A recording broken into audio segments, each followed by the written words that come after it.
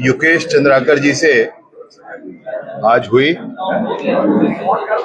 उन्होंने मुझे याद दिलाया एक वीडियो के संदर्भ में जो मेरा और मुकेश जी का वीडियो था और बहुत ही सुंदर वीडियो। उसमें मैं और मुकेश जी आप मैंने किसी प्रसन्नता के विषय पर गले मिल रहे हैं।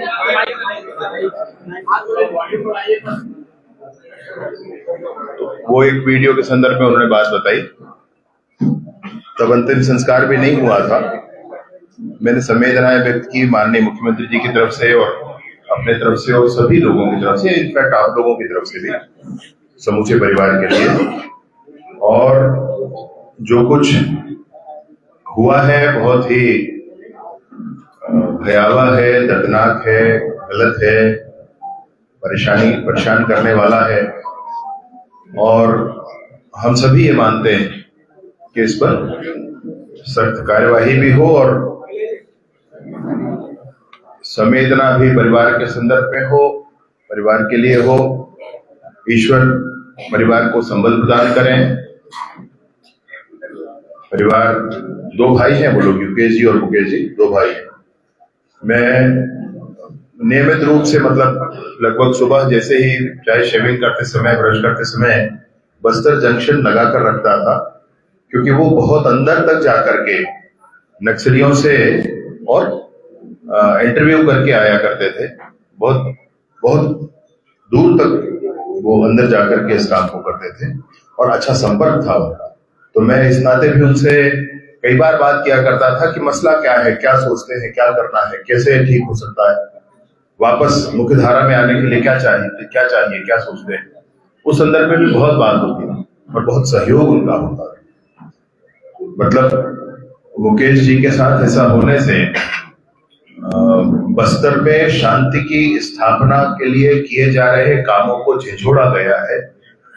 बस्तर में नक्सलवाद, लाल आतंक के दाग को खत्म करने के लिए जो अभियान किए जा रहे हैं उसको कमजोर करने की कोशिश की गई है।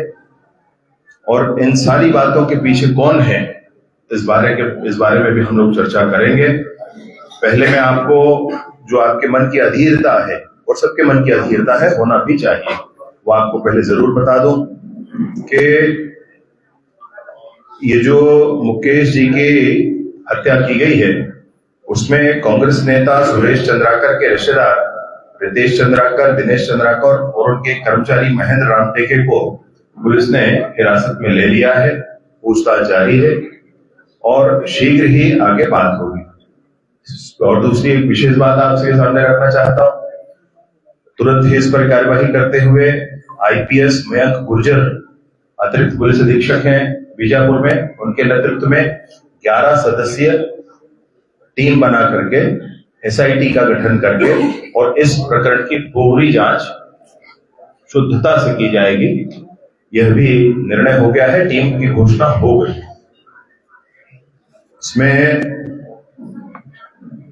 कांग्रेस नेता सुरेश चंद्राकर और उनके अन्य आरोपियों के जितने भी बैंक खाते हैं, जैसा कि मांग भी आया था ऐसा करना है, उन बैंक खातों को चिन्हांकित करके सील करने का काम भी किया जा रहा है।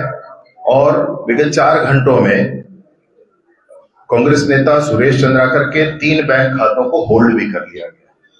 यह भी प्रक्रिया आगे की गई।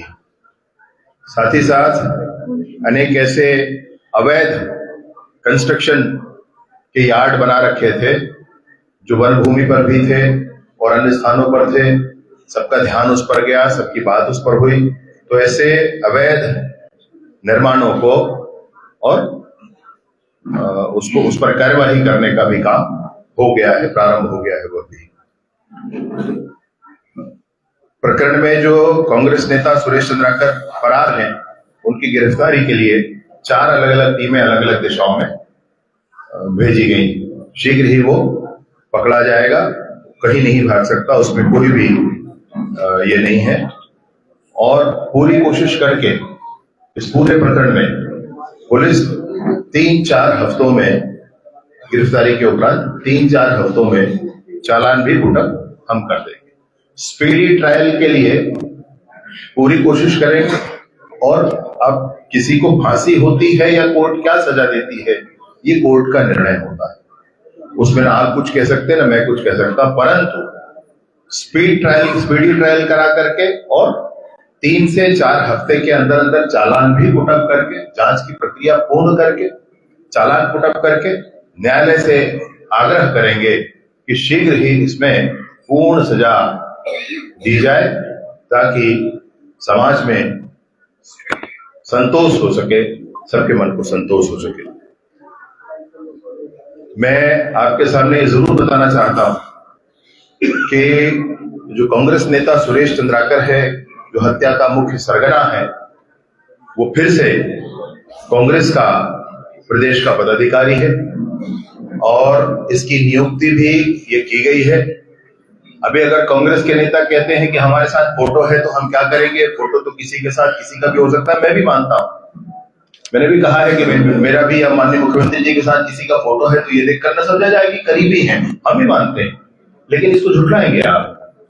कांग्रेस ने अगर उसको इसमें जिले का प्रभारी बनाया है और ये अक्टूबर 2023 में एक घोषणा हुई है, तो इसको झुठलाया नहीं जा सकता। इसमें कोई मैं सोचता हूं कि नहीं कह सकता इस बात को कि जबरदस्ती कुछ कहा जा रहा है। तो कांग्रेस के लोग, कांग्रेस के नेता लगातार इन सारी बातों में संलिप्त हैं। और इतनी ही नहीं, मैं आपको और अनेक बातें बताना चाहता हूं कि कांग्रेस के नेता मतलब इस तरह से व्यवहार कर रहे हैं, ऐसा हो गया है मानो पूरे छत्तीसगढ़ में उनको कैसे भी करके ये स्थापित करना है कि विष्णुदेव जी की सरकार में अपराध कहीं ज्यादा हो रहे हैं, ऐसा स्थापित करने की कोशिश है। बलौदा बाजार की घटना हुई थी, हम सब आज तक मैं सोचता हूं चिंतित हैं उस विषय को लेकर के कि हमारे प्रदेश में ऐसा कैसे हो गया। और उसमें भी आपको ध्यान है कि कांग्रेस के नेता और कांग्रेस के विधायक जेल में हैं और कल हाईकोर्ट से भी उनका जेल बेल खारिज हुआ है। इससे पहले लोअर कोर्ट से खारिज हुआ था, कल हाईकोर्ट से भी कांग्रेस के विधायक का बेल खारिज हुआ है। तो बलौदा बाजार में उनकी संलिप्तता रही। आपको याद होगा कि अभी दिसंबर महीने में, अभी पिछले महीने उत्तरी जांगड़े जी ने मंच से खड़े होकर के कहा कि जैसा बलौदा बाजार में हम लोगों ने किया वैसा ही अब हमको फिर से यहां जाकर के तोड़फोड़ मचाना है। ये फिर से उसी बात के लिए प्रेरणा अपने कार्यकर्ताओं को दे रहे थे। मैं पूछना चाहता हूं भाई, क्या यही करना चाहते हैं पूरे प्रदेश में? आपको याद होगा अक्टूबर में सूरजपुर में पुलिस हेड कांस्टेबल के घर में उनकी पत्नी बच्चों के साथ क्या हुआ था, और उसमें जो व्यक्ति एनएसयूआई का एक अध्यक्ष और दूसरा एनएसयूआई के अध्यक्ष एक कार्यकर्ता कांग्रेस के चंद्रकांत चौधरी आदि आदि ये सब उसमें संलिप्त थे। अब कोई उसमें फिर से ये ना कहे कि फोटो दिखाकर कहा जा रहा है, ये उनके संगठन का आदेश है जिसमें उनको नियुक्ति दी गई थी। ये उनके संगठन का आदेश है जिसमें नियुक्ति, अब नियुक्ति को तो आप नहीं नकार सकते भाई, नियुक्ति को तो मानना पड़ेगा। तो चाहे वो सूरजपुर की घटना हो, उस घटना में भी आपको कांग्रेस के लोग उसमें संलिप्त मिलेंगे। आपको ध्यान होगा कि सितंबर महीने में बालोद जिले के डोंडी थाने में एक शिक्षक ने आत्महत्या कर ली थी और उसने बताया था कि पूर्व विधायक कांग्रेस के मोहम्मद अकबर भी उनसे 2 लोगों के साथ वो भी उसमें गुनहगार हैं, उनके कारण भी उन्होंने आत्महत्या की। आत्महत्या कर ली भाई, आत्महत्या कर ली उन्होंने, ये वाला उस विषय था। तो उसमें भी वो गुनहगार है, उनका भी नाम उसमें है। मैं आपको एक और बात कहना चाहता हूं, नवंबर 2021 में हम लोग को ध्यान है दामाखेड़ा में एक घटना हुई थी। उसमें पंत श्री प्रकाश मुनिराम साहेब उनके निवास पर कुछ लोग पहुंच गए थे और उधर उन्होंने उदंडता मचाने की कोशिश की थी। बाद में ध्यान आया कि वो जो व्यक्ति है वह भी कांग्रेस का बड़ा नेता है, उसका भी स्पष्टता के साथ विषय आया था। आपको यह भी ध्यान होगा, मैं वह भी चीजें छोड़ दे रहा हूं, लेकिन रायपुर सेंट्रल जेल के बाहर एक फायरिंग हुई, सिंगल शॉट वाले से एक फायरिंग हुई थी और उसमें शेख शहनवाज नाम का व्यक्ति था, यह भी कांग्रेस का कार्यकर्ता निकला। आपको यह भी ध्यान होगा कि सितंबर 2024 में बलरामपुर में नगर पालिका के अध्यक्ष एक है सुंदरमणि करके, उन्होंने उनके पति परमिन वो गायों के ऊपर उन्होंने उससे एयरगन से फायरिंग कर दी थी, उस पर भी प्रकरण हुआ था। और गौमांस के संदर्भ में अनेक प्रकरण उनके ऊपर दर्ज हुए थे, वो भी कांग्रेस के बड़े नेता हैं। आपको ध्यान होगा कि राजधानी में एक हवाई फायर की घटना हुई थी, उसमें आरोपी नवाज खान, ये रायपुर उत्तर विधानसभा के यूथ कांग्रेस के अध्यक्ष हैं। अभी की बात है भाई, ये दिसंबर 2024 की बात, ये भी आपको ध्यान होगा। अंतागढ़ में युवा कांग्रेस के प्रदेश सचिव सुप्रकाश ने दुष्कर्म किया और वो जेल के अंदर, उस पर कार्यवाही हुई, एफआईआर कराया गया। आपको यह भी याद होगा कि एनएसयूआई के संयुक्त महासचिव हैं जिन्होंने 20 वर्षीय छात्रा के साथ दुष्कर्म किया, वो जेल में है। आपको यह भी ध्यान होगा कि जून 2023 में युवा कांग्रेस के शेरू असलम नाम के, 2023 की बात कर रहा हूँ, शेरू असलम नाम के बिलासपुर के नेता जिन्होंने कहा कि मैं अध्यक्ष हूं, तुमको उठा दूंगा, पता नहीं वीडियो आप सब लोगों ने देखा होगा, ये वो भी है। और ऐसी पूरी फेहरिस्त है भाई मेरे पास, मैं पढ़ूंगा तो इसमें बहुत समय लग जाएगा। मैं निसंदेह ये कहना चाहता हूं कि कांग्रेस के लोग संलिप्त हैं इसमें, और मैं बिल्कुल ये नहीं कह रहा हूं कि हर एक कांग्रेस का नेता अपराधी है, परंतु मैं ये समझना चाहता हूं कि हर एक अपराध में कांग्रेस क्यों आ रहा है साहब? हर एक अपराध में कांग्रेस कैसे सामने आ रहा है? क्या योजनाबद्ध ढंग से किया जा रहा है? और ये हम नहीं कहते, लेकिन जैसे ही कोई घटना होती है तो उन्होंने कहा कि भाजपा वाले नहीं ध्यान दे रहे हैं। अरे भैया, अगर भाजपा वाले ध्यान, ये क्या है? सरकार के नाते जितना किया जाना है वो किया जा रहा है और किया जाएगा, और आगे भी किया जाएगा, उसकी भी कोई चिंता ना करें। लेकिन मैं ये कहना चाहता हूं कि प्रदेश में लॉ एंड ऑर्डर की स्थिति को आप गड़बड़ दिखाने के लिए योजनाबद्ध ढंग से कर रहे हैं। कुछ दिनों पहले मुख्यमंत्री भूपेश बघेल जी ने कहा था कि पहले हम तो महीने में पैसे दिया करते थे, इन्होंने बंद कर दिया, इसलिए अपराध हुए जा रहे हैं, ऐसा भी उन्होंने कहा था। तो क्या आप उनको ही पैसा दिया करते थे जो आप अपराध कर रहे हैं? क्या उसका अर्थ ये निकाला जाए? मैं यह भी पूछना चाहता हूं कि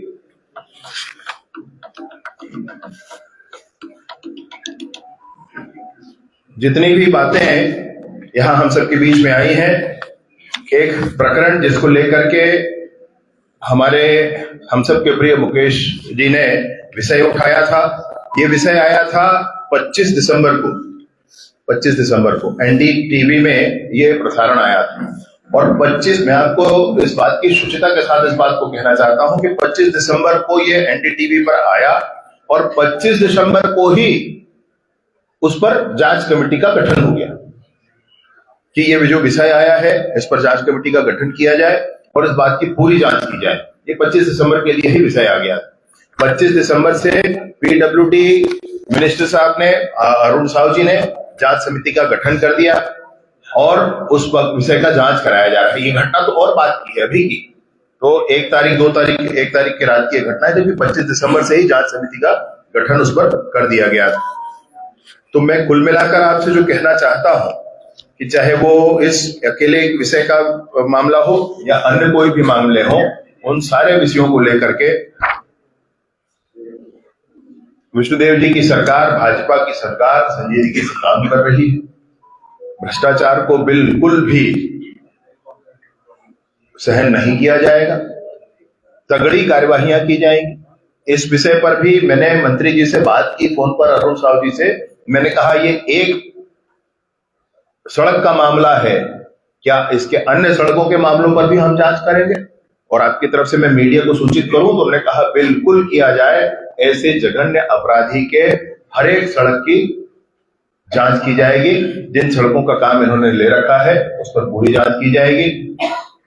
जो कार्यवाहियां इनके अवैध निर्माणों पर आवश्यक है, जिस तरह की वो कार्यवाहियां हो रही हैं, जहां पर आवश्यकता है अभी थोड़ा रुकने की, क्योंकि वहां पर उनको फॉरेंसिक सैंपल्स ऐसे लिए जा सकते हैं, तो उन चीजों के लिए थोड़ा रुका गया है। मुकेश जी के परिवार को संबल प्रदान करने के लिए, उनके साथ खड़े होने के लिए और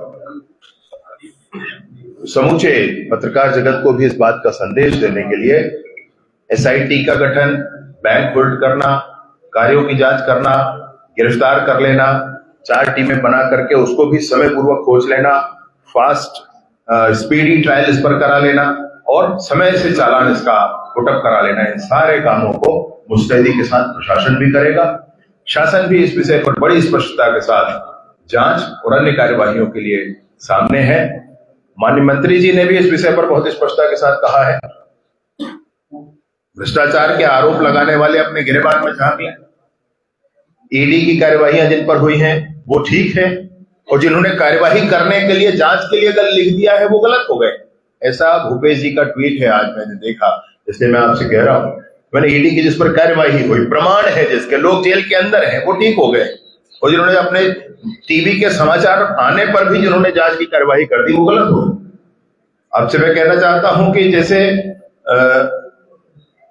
इससे पूर्व भी जितनी बातें हुई, टीवी में समाचार आने से, एक और जांच रिपोर्ट आने से, पिछली बार मैंने सदन में बहुत स्पष्टता से घोषणा की, उस सड़क के निर्माण कराने वाले इंजीनियर, एसडीओ, एग्जीक्यूटिव और सब इंजीनियर सबको सस्पेंड करके जांच करने की बात, ठेकेदार पर एफआईआर कराकर जांच करने की बात मैंने खुद सदन में घोषित की। तो ये पूर्णता के साथ, इस पूरी ताकत के साथ हम लोग सब करेंगे। मैं उन परिवार को भी संबल प्रदान करने के लिए साथ कर, ऐसा अनजाना नहीं भाई, युकेश जी से मेरी बात भी होती है, उनके भाई से मेरी बात भी होती है, बच्चे, युकेश जी के 2 बच्चे हैं, अविवाहित थे, मुकेश जी से बात होती है। परिवार के हर संभव सहयोग के लिए, हर संभव सहयोग के लिए माननीय मुख्यमंत्री जी ने भी बहुत स्पष्टता के साथ ये बात कही है। मैं इस पूरी बात के साथ जरूर कहना चाहता हूं कि जो दुर्घटना हुई है बहुत कष्टदायी है। बस्तर में शांति की स्थापना की दिशा में मील का पत्थर साबित हो रहे मुकेश जी हम सबके बीच में नहीं रहे। वो जो बस्तर में शांति स्थापित नहीं होने देना चाहते, वो जो बस्तर के गांवों तक विकास की गंगा को नहीं पहुंचने देना चाहते, वो जो बस्तर में बिछे हुए आईडी को खत्म नहीं होने देना चाहते, वो जो बस्तर में लाल आतंक को बने रहने देना चाहते हैं, उनके माध्यम से ही ये काम अभी किया गया है। कोई भी बाधा आ जाए, जो भी बाधा हो जाए, बस्तर बिल्कुल ठीक और शांत होकर रहेगा। और मुकेश जी की आज जो उन्होंने सच्चाई के मार्ग को, सच को उठाने के लिए जो पराक्रम किया है, उसको हम सदैव याद रखेंगे। सबसे बड़ी बात यह है कि पत्रकार एक सीधों का काम करता है शासन और जनता के बीच, लेकिन आज सबसे असुरक्षित पत्रकार, पहली बात।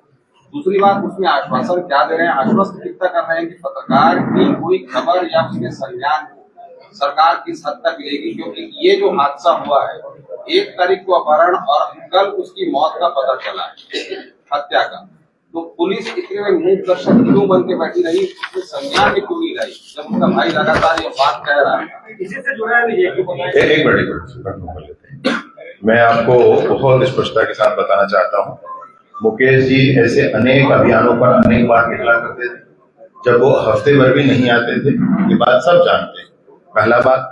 दूसरा बात, उन्होंने अंतिम बातचीत उसी कांग्रेस के नेता से की, सुरेश चंद्रकर से, और मुकेश जी 1 तारीख को रात 8:30 बजे से बाहर रहे।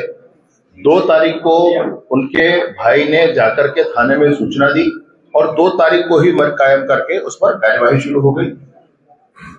कल की घटना है, और आज कल सब कुछ स्पष्ट हो गया था, कल दोपहर तक चीजें हो गई थी। मतलब पुलिस की कार्यवाही में प्रशासनिक तौर पर कहीं आप ढिलाई अगर देख रहे हो तो बताएं मुझे एक बार। 1 तारीख को जो होना था, और उसके तुरंत बाद ही जी पत्रकार पूरे समाज के लिए करता है, पूरा जीवन दे देता है, मुकेश चला गया। सरकार इसको किस तरीके से लेती है, और आपने तमाम बात कही, लेकिन उसको, उसके परिवार को कुछ आर्थिक संबल प्रदान किया जाए, इस तरह की कोई घोषणा आपके तरफ से नहीं हो रही। तो क्या सरकार इस तरफ सोच रही है, कुछ करेगी उनको, क्योंकि वो खासकर जो ग्रामीण इलाकों में काम करते हैं, बस्तर जैसे इलाकों में काम करते हैं, उनको स्थिति तो ये होती है कि संस्थान भी उनको अपना मानना से इनकार कर देता है, उनको तनख्वाह तक नहीं मिलती, तो उसके बाद भी जान जोखिम में डाल करके वो काम करते रहते हैं। तो उस तरीके से सरकार उनको, परिवार को संबल प्रदान करने के लिए क्या कर रही है, आर्थिक तौर पर उनको कितना संबल प्रदान कर रही है? माननीय मुख्यमंत्री जी से भी इस पर बात हुई है, और मैंने भी विषय रखा है, उनके संज्ञान में पूर्व ही था। तो परिवार को सहयोग, मतलब आप विष्णुदेव जी से बिल्कुल इस बात को मिलनसार, वो सहानुभूति पूर्वक कार्य करने वाले मुख्यमंत्री हैं और परिवार को निसंदेह सहयोग किया ही जाएगा, जो भी जैसी स्थिति आती है उसमें सच है। अभी बात कर रहे हैं कि पत्रकार सुरक्षा कानून को लेकर यह भ्रष्टाचार की बात हो गई, अपराध की बात हो गई, पूरे घटनाक्रम में पत्रकार कहीं आई नहीं रहे, उसकी सुरक्षा कहीं आई नहीं। ये पत्रकार का विषय जो है सरकारी अधिकारी का जान से मारने की धमकी दे रहे हैं। 24 बार फोन आ चुका, 12 घंटे सीधा बोल रहे हैं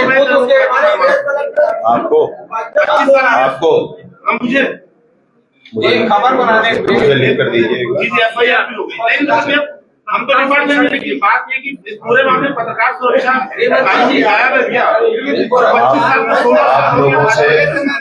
आप लोगों से चर्चा करके क्या प्रावधान कानूनन हो सकता है उसको समझ करके अगर ये संभव हुआ तो जरूर लेकर आएंगे। ये तो पॉलिटिकल एजेंडा चुनाव का मेरी बात सुनिए, मेरी बात सुनिए, मैं आपसे कुछ बहाने नहीं कर रहा हूँ।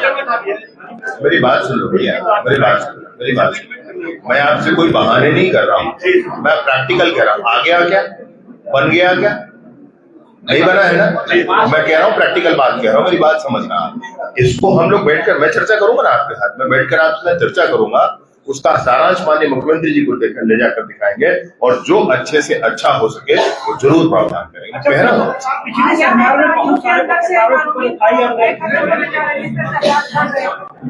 अपराध बढ़ रहे हैं, आप कैसे कहते हैं भाई, मुझे बताइए कहाँ?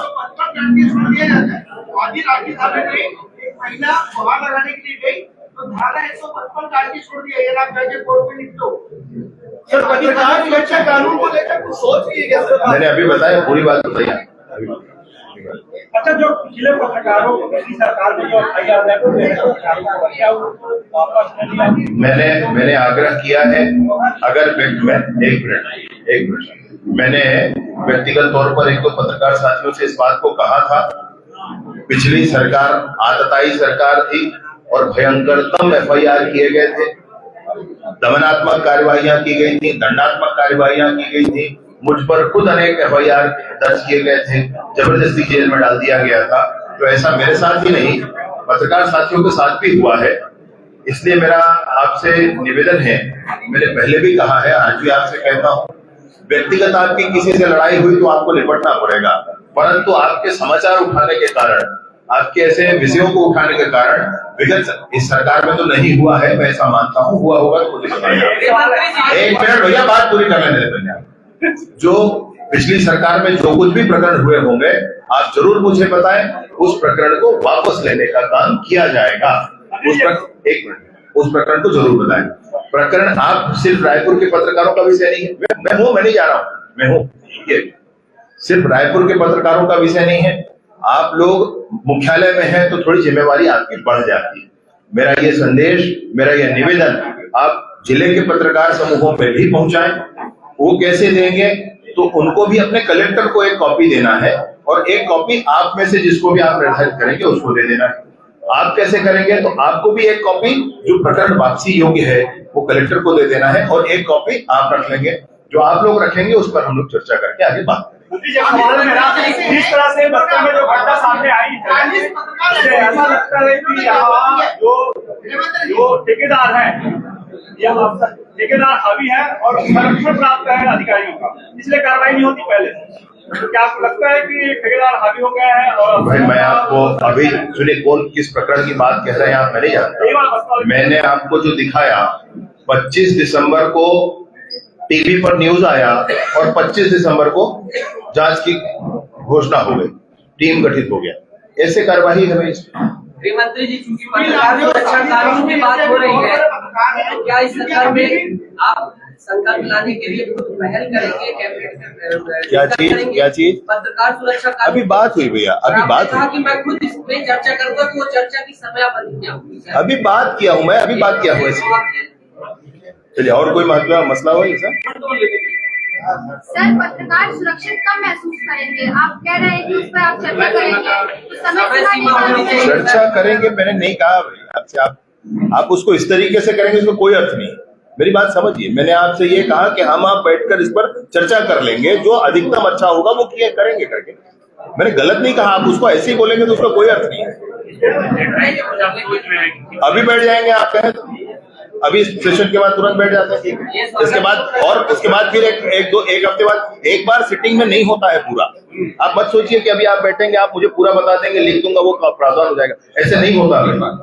मतलब मैं भी 10 प्रावधानों की तरफ आगे बढ़ा हूं, मुझे समझ में आ रही है ये बात कि एक बार बैठने से नहीं होता है। इसलिए मैंने कहा कि आप हमको कई बार बैठना पड़ेगा, तब जाकर के सारांश मिलेगा। मैं प्रैक्टिकल कह रहा हूँ, आप समझिए मेरी बात। मैं भाग नहीं रहा हूँ, मैं कुछ मना नहीं कर रहा हूँ आपको। I am with you, I simply wanted to do something for you, है ना। तो उसमें आप उसको ठीक समझे, भाई गलत मत समझे बात।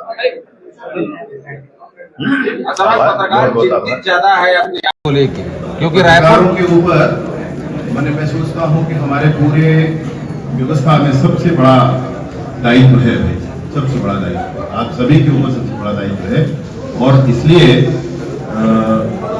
संघर्ष करके परेशानियों में भी आप काम कर रहे हैं। मैं हृदय से आभार व्यक्त करता हूँ आप सभी पत्रकार साथियों।